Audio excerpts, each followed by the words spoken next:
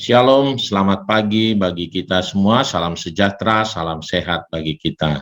Ya, Bapak Ibu, pagi hari ini topik yang kita mau renungkan adalah penyediaan Allah yang tidak biasa. Ya, saudaraku, kita sering mendengar persoalan utama bagi terutama jemaat Tuhan dan bagi banyak orang adalah soal bagaimana mereka memenuhi kebutuhan, ya. Persoalan-persoalan hari-hari ini dan rasa-rasanya tidak pernah habis dari zaman ke zaman adalah bagaimana setiap orang itu memenuhi kebutuhan, ya. Selalu saja merasa kurang, ya. Dan termasuk doa Bapa kami, Tuhan mengajarkan juga sampai berdoa itu supaya Tuhan mencukupkan kebutuhan pada hari ini, ya. Nah, saudaraku, mari kita lihat dulu betapa Allah menjanjikan bahwa Allah senantiasa menjanjikan pemenuhan kebutuhan kita, ya. Nah, mari kita lihat dulu kebenaran firman Tuhan, penyediaan Tuhan yang tidak biasa, ya. Nah, 1 Korintus 2 ayat 9. Tetapi seperti ada tertulis, apa yang tidak pernah dilihat oleh mata, dan tidak pernah didengar oleh telinga, dan yang tidak pernah timbul di dalam hati manusia, semua yang disediakan Allah untuk mereka yang mengasihi Dia. Ya. Saudaraku, adalah satu kebenaran firman Tuhan bahwa Allah menyediakan segala-galanya bagi kita, ya. Jadi di dalam Tuhan sebenarnya Allah menyediakan segala sesuatu untuk kita. Ia berjanji bahwa Ia adalah gembala kita, takkan kekurangan kita. Dan Dia berjanji Ia akan memenuhi segala keperluan kita menurut kekayaan dan kemuliaannya.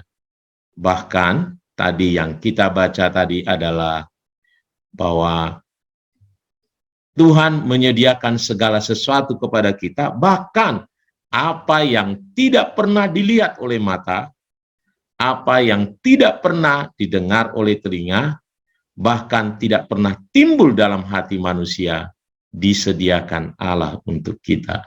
Wow, itu luar biasa, janji Allah.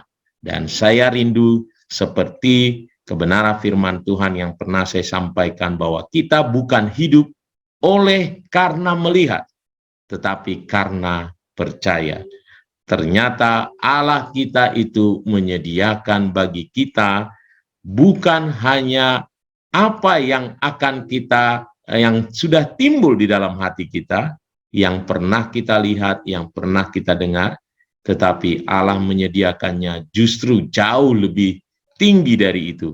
Bahkan surprise yang tidak biasa, belum pernah kita dengar, belum pernah kita lihat. Ya. Nah, sekarang bagaimana? Tetapi kenyataannya Pak Pendeta, ya saya terus berdoa, tapi saya belum melihat. Saya belum mendapatkan apa yang saya harapkan. Nah, mari kita lihat kebenaran firman Tuhan ini. Karena memang saya harus katakan di setiap janji-janji Allah ada syaratnya. Ya. Seperti yang kita baca tadi ini, ya, apa yang tidak pernah dilihat mata, tidak pernah didengar oleh telinga, tidak pernah timbul dalam hati manusia itu disediakan untuk mereka yang mengasihi Dia. Nah, jadi syaratnya adalah mengasihi Tuhan. Bagaimana? Nah, sekarang pertanyaannya adalah bagaimana yang mengasihi Allah ini? Ya. Nah, siapakah yang mengasihi Allah, saudaraku? Nah, banyak orang cuman mengatakan, aku mengasihi engkau, bahkan menyanyikan lagu aku mengasihi engkau, ya. Tetapi dia tidak memahami bagaimana sebenarnya mengasihi Tuhan. Nah, firman Tuhan berkata, Yohanes 14 ayat 21, ya, bagaimana orang yang mengasihi Tuhan?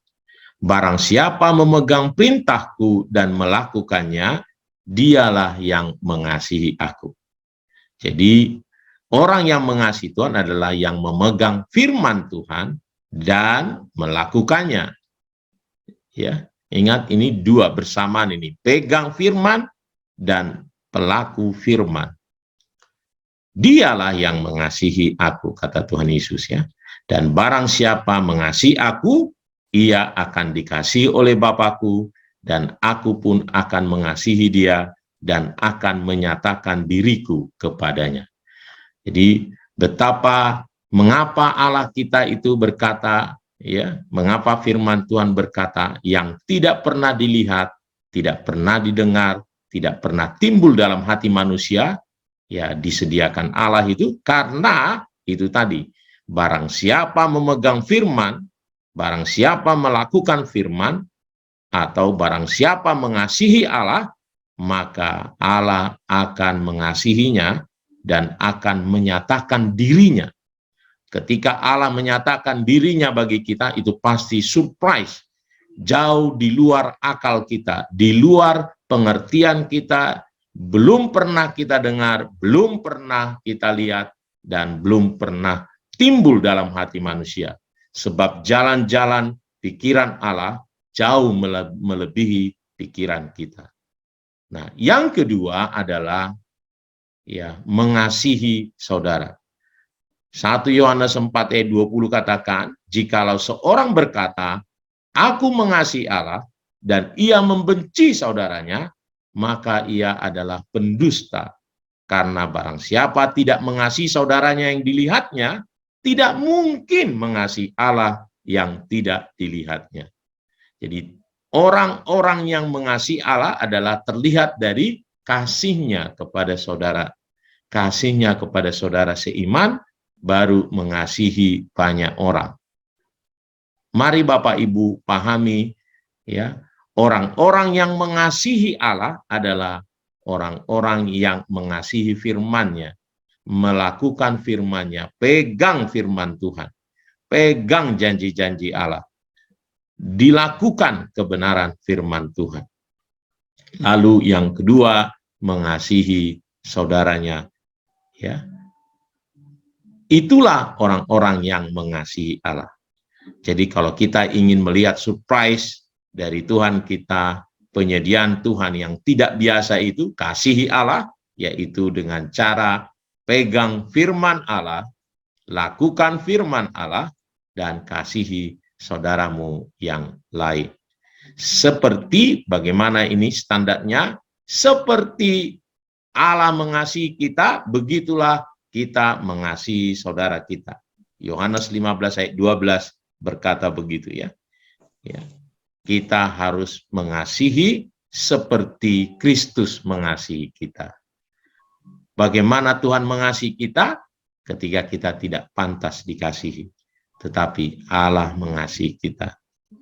Allah mau kita juga mengasihi saudara kita yang lain, walaupun dia tidak pantas untuk dikasihi. Nah, bagaimana mengasihi Allah? Adalah mengasihinya dengan segenap hati, segenap jiwa, segenap akal budi kita. Ya, Matius 22 ayat 37 menyampaikan itu ya. Kita harus mengasihi Tuhan dengan segenap hati, segenap jiwa, segenap akal budi. Artinya juga kalau kita ingin betul-betul mengasihi Allah ini, ya memegang firman Tuhan tadi, melakukannya, ya harus betul-betul dengan segenap hati, segenap jiwa. Ya. Nah, kelemahan banyak orang adalah ya ia mengasihi Tuhan, tetapi tidak dengan segenap hati, ya tidak segenap jiwanya, ya tidak segenap akal budinya. Nah, mari melalui kebenaran firman Tuhan ini, nikmatilah penyediaan Allah yang tidak biasa itu. Nikmatilah mukjizat Tuhan setiap hari. Bagaimana Allah kita itu memenuhi keperluan kita menurut kekayaan dan kemuliaannya. Kenapa? Karena didapatinya kita mengasihinya. Kalau kita mengasihinya, Allah pasti mengasihi kita, menyatakan dirinya kepada kita. Ia pasti menyediakan segala sesuatu yang kita butuhkan. Tuhan Yesus memberkati kita.